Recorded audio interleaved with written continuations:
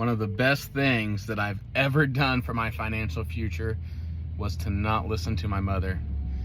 Sorry, Mom, if you're watching this, I love you. But when I turned 18, I started getting credit cards that were sent to me.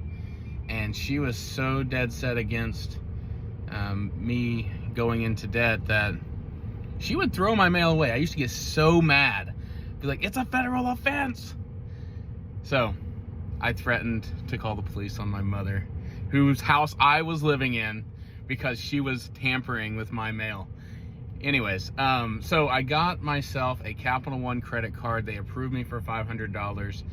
And I had an uncle that had told me, buy gas, buy your meals, and then send the payment in like immediately. Like, you don't have to wait until the payment's due.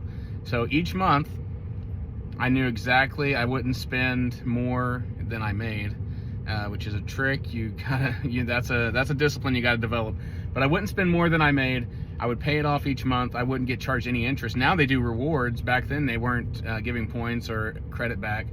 But what happened was, because I started when I was 18, it started my credit history journey and a history of on-time payments.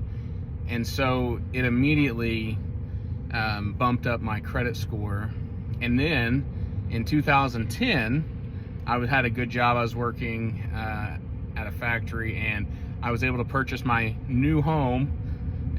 It was a 100-year-old home, but my first house that I bought, it was because my credit score that was the only debt that I ever had, was my credit card that I had continually paid off. So if you're a new kid, use discipline, but I'm not telling you to be scared of credit. Just use it as a tool. Debt is like a knife. You can either cut up your dinner and be sustained by it and get full, or you can run with it and get stabbed and now you're cut and injured.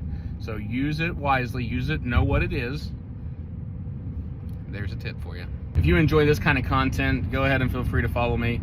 I'm gonna start giving more tips and tricks that have helped me along the way.